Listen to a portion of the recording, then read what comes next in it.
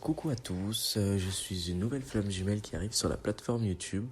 Ça fait un petit moment que je voulais me lancer et du coup, c'est chose faite. Donc je me dis que il est important que chaque flamme jumelle puisse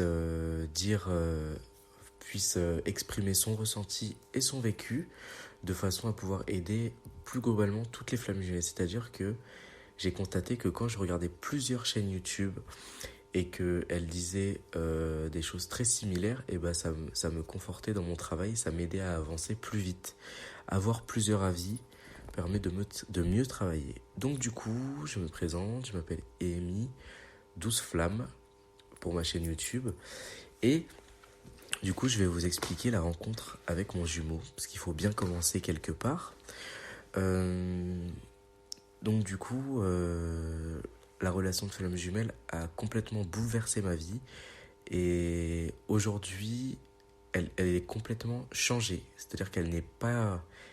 Elle n'a aucun rapport avec la vie que j'avais il y a 4 ans, 5 ans. Parce que j'ai rencontré mon jumeau, je l'ai rencontré en 2016, nous sommes en 2021, donc ça fait à peu près 5 ans que je l'ai rencontré, presque 6 ans. Donc j'ai rencontré mon jumeau suite au fait que j'étais perdu dans la vie, je ne savais pas quoi faire, donc du coup j'ai redoublé mon année de seconde. Euh, donc suite à ce redoublement-là, je me posais plein de questions, j'étais perdu, j'ai subi le choix de redoubler. Donc je l'ai rencontré dans cette classe avec moi. Je l'ai tout de suite remarqué, c'est lui que j'ai vu en premier quand je suis arrivé le jour de la rentrée. Euh, mes ressentis sur le moment, une très forte attraction et comme une sorte de d'interrogation que je me pose, c'est-à-dire que je me demande mais qui est-ce. J'ai envie d'aller vers lui, je ressens ce besoin de vraiment d'être avec lui et d'aller avec lui, mais je comprends pas sur le moment pour quelle raison et pourquoi je suis poussé à aller vers lui. Je sens très vite qu'il y a une connexion, qu'il y a quelque chose entre nous deux, mais je ne saurais pas expliquer quoi. Donc du coup, pour ceux qui ne savent pas ce qu'est une flamme jumelle, je vais vous l'expliquer très brièvement parce qu'il se peut que des âmes perdues tombent sur cette vidéo. Donc une flamme jumelle, en gros, c'est une âme qui a été scindée en deux à la naissance originelle de l'âme. C'est-à-dire que on a une âme qui est scindée en deux. Donc l'âme yang, que on va appeler chaser lorsqu'on se lance dans un parcours de flamme jumelle, et l'âme yin, qui est le runner dit sur Terre. Ce sont des modes de fonctionnement et à mon sens, je pense qu'il faut en sortir. C'est-à-dire qu'à la fin du parcours, nous ne sommes plus... Enfin, je ne pense pas qu'il y ait une vraie fin de parcours on chemine toujours, mais il faut sortir de ces étiquettes. C'est-à-dire que j'ai été runner. Maintenant, je ne me considère plus comme runner. C'est-à-dire que je ne suis plus dans mes schémas du début, de fuite, etc. Non, j'affronte les choses et je ne suis plus runner. Je dirais pas que je suis en complétude ni que je suis compensé, mais presque, on n'y est pas loin. En tout cas, je sais qui je suis, je sais où je vais et je me suis choisi. Donc du coup, on en reparlera plus tard. Mais là, on revient au début du parcours. Donc du coup, on a une polarité. Comme je vous l'ai expliqué, la polarité, c'est je suis yin ou je suis yang. Yang, c'est plutôt le masculin. L'action, c'est le soleil, c'est le père, c'est tout ce qui touche au masculin et au physique, le concret sur Terre. Et il y a le yin. Le yin, en fait, c'est tout ce qui est dématériel. C'est la lune, c'est les émotions, le ressenti, plutôt le côté perché, en fait. Je sais pas trop comment vous expliquer, mais c'est plutôt le côté la mer, le, la passivité. C'est tout l'inverse du yang. Ce n'est pas de l'action, en fait. C'est l'inaction, c'est attendre que ça se passe, etc. C'est la lenteur. Ça ne veut pas dire que l'âme yin est forcément très très lente, etc. Il y a des âmes yin qui sont très dans l'action, etc. Mais globalement, quand on est yin, ça représente plutôt le féminin, l'inaction, la, le ressenti. Et le yang est plutôt dans l'action, dans le faire. Et le yin est dans l'être. Voilà, c'est ça que je voulais vous expliquer. Donc, je pense qu'il est important de savoir sa polarité dès le début. Parce que si vous ne savez pas votre polarité, vous allez faire un travail, mais pas sur les bons axes. C'est-à-dire que je pense que chaque travaux sont importants. Même si, par exemple, vous êtes yin et vous travaillez sur du yang, vous travaillez sur vous-même quand même, donc vous avancez. Mais vous avancerez moins vite que si vous êtes directement dans votre travail à vous. C'est-à-dire que le yang et le yin n'ont pas le même travail. Le yin doit développer sa créativité, il doit s'ancrer, le plus possible et trouver sa stabilité, tandis que le yang doit lâcher prise, doit développer lui aussi sa créativité, ses dons, et aller plutôt du côté spirituel. Donc un doit retourner dans la matière, l'autre doit s'élever un petit peu plus. Donc si vous vous élevez beaucoup en étant yin, ça risque de poser problème et de déstabiliser le duo. C'est-à-dire que le duo fonctionne en symbiose. Je suis yin, je t'apporte ce côté spirituel, cette douceur, cette chaleur. Tu es yang, tu m'apportes cette stabilité et ce concret. J'ai besoin que tu me ramènes dans la matière. Donc c'est très très important. Donc une fois qu'on a défini sa polarité, on se lance dans son parcours de flamme jumelle. Et là, on peut être en symbiose avec soi-même et équilibrer son yin et son yang. Donc c'est-à-dire que l'âme yin a son féminin sacré qui est blessé, donc elle doit l'harmoniser en travaillant les blessures de l'âme. J'y viendrai plus tard. Et le yang a son masculin sacré qui est blessé, donc il doit guérir les blessures de son âme. Une fois que les blessures sont guéries, vient la compensation. Donc, j'intègre du yin si je suis yang, et j'intègre du yang si je suis yin. Mais ma polarité ne changera pas. Ensuite, il est possible d'avoir un parcours inversé. Donc, la plupart des personnes disent que c'est le chaser qui s'éveille en premier. C'est totalement faux. C'est-à-dire que, dans le contrat d'âme, ça peut être le runner qui s'éveille ou le chaser. Ce n'est pas une nécessité. Pour ma part, je suis yin et j'ai été éveillé en première. Donc du coup, il ne faut pas poser des croyances limitantes sur le parcours de flamme jumelle. C'est-à-dire qu'il y a des bases, il y a une base concrète qu'on ne peut pas changer, mais le parcours peut prendre diverses formes. C'est-à-dire que, mis à part les polarités qui ne peuvent pas changer, et le déroulé du parcours, vous pouvez faire tout ce que vous voulez. Par exemple, je voulais venir sur autre chose, c'est-à-dire que je parlais du signe astro de ma flamme jumelle avec une femme qui pensait être flamme jumelle mais qui ne l'était pas, ou je sais pas en fait, je sais pas exactement ce qu'elle était, mais en tout cas elle est elle se pense chaser, mais moi je pense qu'elle est runner, mais ça ne me regarde pas, elle verra ça avec elle-même. Donc du coup, on parlait des signes astrologiques et elle me disait que en gros, c'était pas possible que ma flamme jumelle soit ma flamme jumelle parce que je suis poisson, il est cancer. Donc du coup, moi je tente par tous les moyens de lui expliquer que si en fait les signes astrologiques ne sont pas une science exacte, et puis si je me base sur l'astrologie et sur le yin et le yang, ma flamme jumelle et moi pouvons être flamme jumelle car tout est possible. C'est-à-dire que je suis poisson ascendant cancer et ma flamme jumelle est cancer ascendant vierge. Or, le vierge, c'est le signe astral opposé du poisson. Donc, j'ai pensé à quelque chose.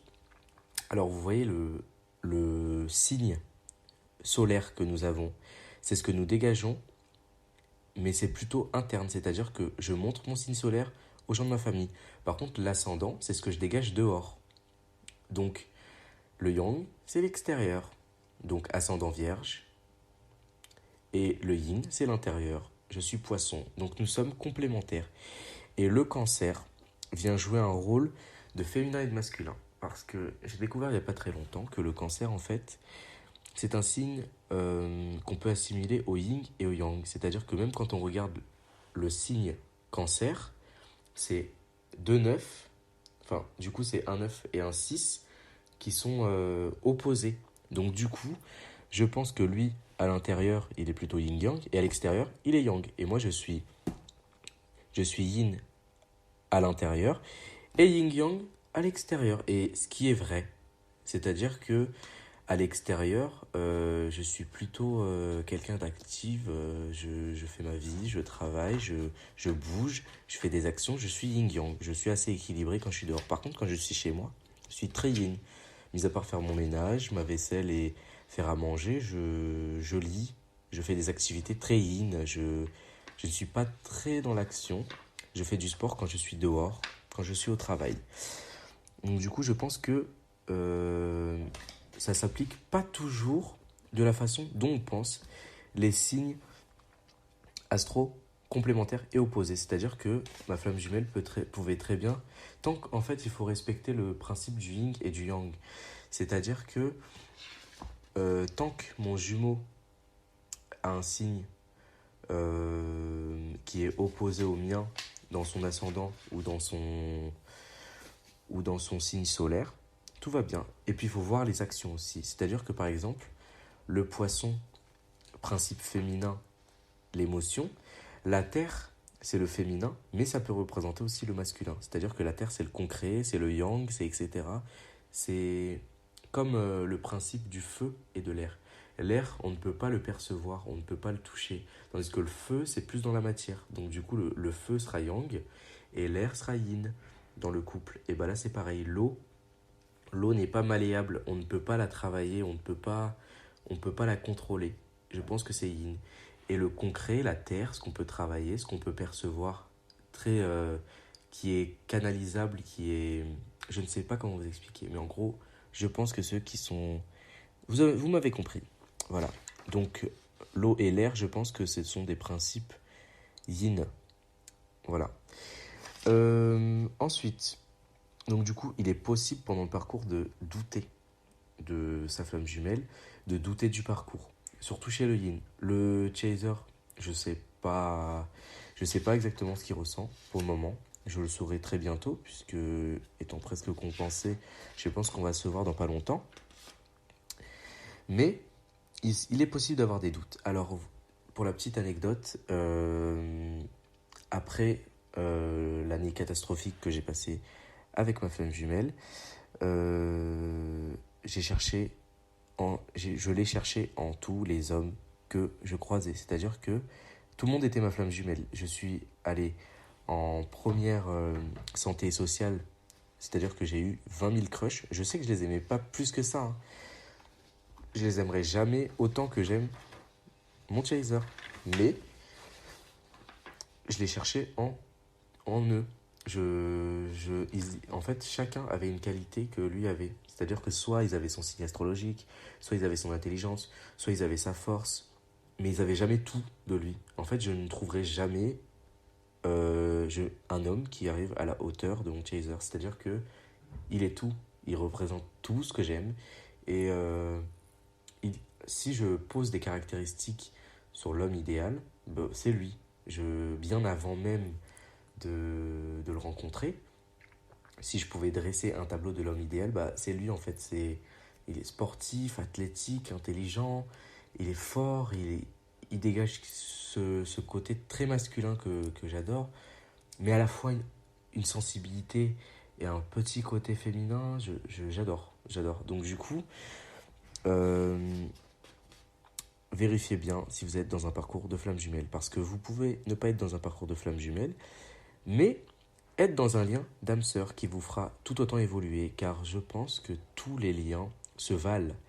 Tant qu'il nous faut introspecter en nous et évoluer, il n'y a pas de hiérarchie de oh là là, je suis une flamme jumelle, je suis une âme sœur, je suis une flamme jumelle karmique, machin. Pour moi, ça ne veut strictement rien dire. C'est-à-dire que je pose des mots de flamme jumelle parce qu'effectivement on entre dans un parcours, mais sinon, à mon sens, c'est obsolète. Si on n'est pas dans un parcours obsolète, ces mots, le but est d'évoluer. Et je pense que tout le monde devrait entrer dans un parcours de flamme jumelle. Parce que, à défaut de rencontrer ou pas sa flamme jumelle, vous vous rencontrerez vous-même. Donc vous êtes tous flammes jumelles. Je pense que on a tous un potentiel de flamme jumelle. Après, on dit que tout le monde n'est pas flamme jumelle, etc. Mais On n'a pas besoin d'être flamme jumelle pour entrer dans un parcours de flamme jumelle. Je pense que chaque personne doit introspecter en lui-même et que c'est bon. C'est à mon sens très très bon. Donc même si vous avez cru que vous étiez dans un parcours de flamme jumelle, c'est pas grave. Tous les bénéfices que ça va vous apporter après, mais vous allez dire, mais en fait, je revis ça même 20 000 fois, 40 000 fois, ramener moi-même 20 000 pervers narcissiques. Il n'y a pas de souci, je vais revivre ça. Parce que c'est une rencontre envers soi-même qui est juste incroyable. Et si on m'avait dit à ce moment-là que j'allais me connaître et m'aimer autant et être capable d'être dans l'action, de concrétiser des projets, de ne plus fuir les situations, je n'y aurais certainement pas cru. J'ai changé du tout au tout. Donc du coup, je reprends le fil parce que j'ai un texte devant moi. Donc je vous ai parlé des ressentis, je vous ai expliqué à peu près le parcours. Donc, je vais revenir après dessus.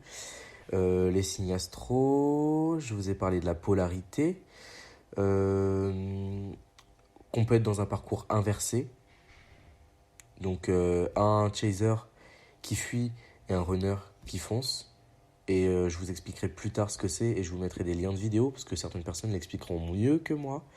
Mais globalement, tout est possible dans le parcours de flamme jumelle. On peut le retourner dans tous les sens, très clairement.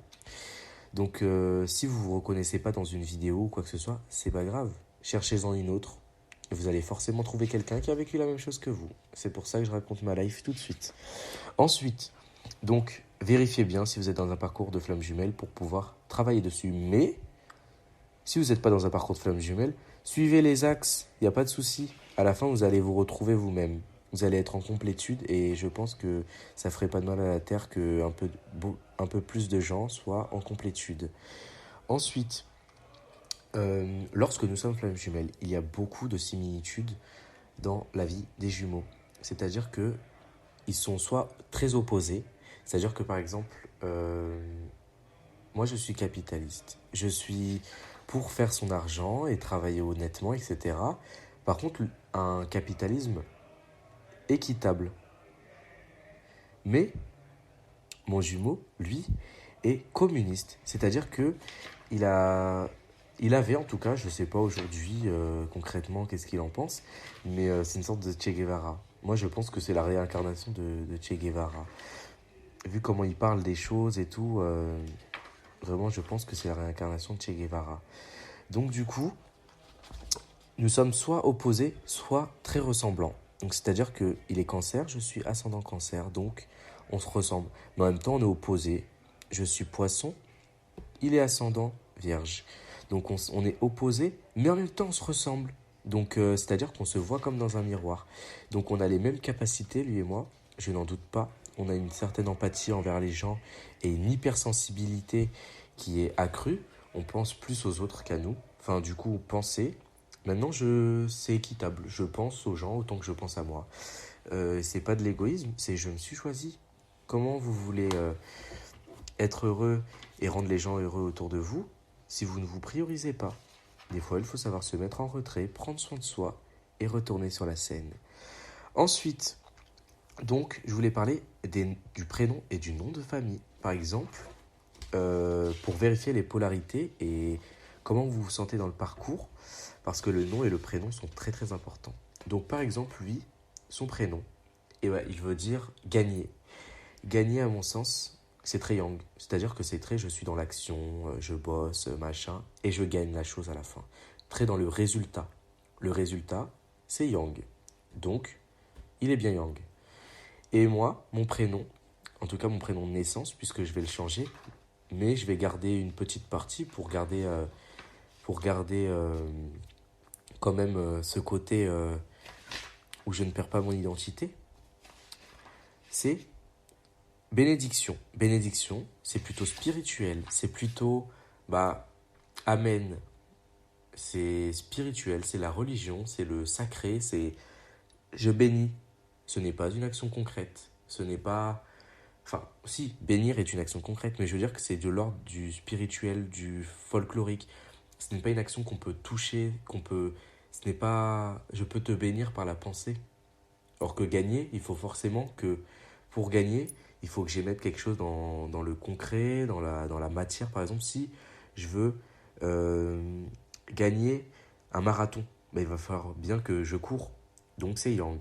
Alors que si je veux bénir quelqu'un, bah, je vais chez la personne ou la personne vient à l'église et je la bénis en disant des prières, en disant des choses. C'est très yin. Euh, donc, comme je vous ai expliqué dans le parcours de Flamme Jumelle, c'est une rencontre vers soi.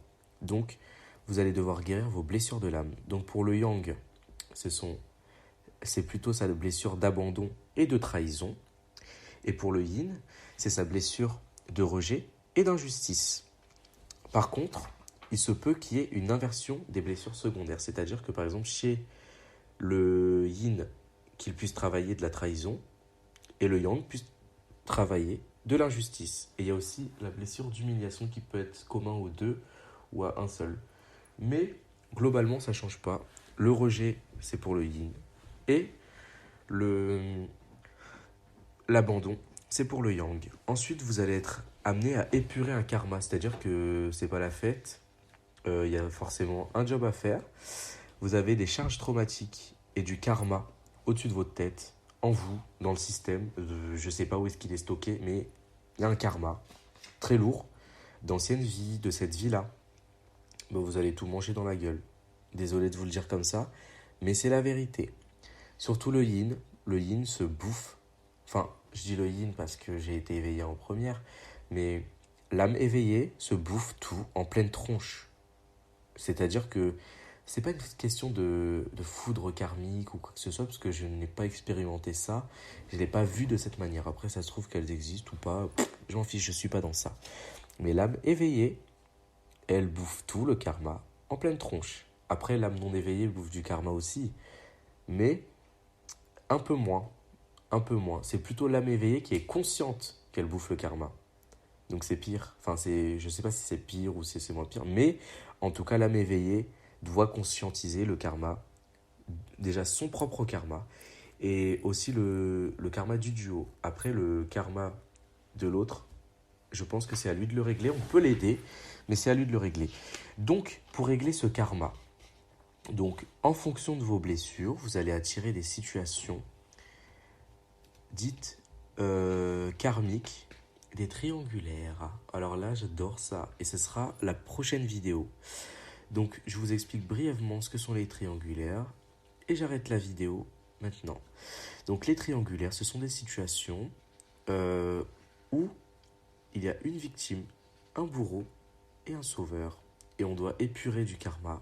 On vit une situation où il y a des remontées de blessures parfois et on se positionne. On est soit le bourreau, soit le sauveur, soit la victime. Voilà, donc merci de m'avoir écouté.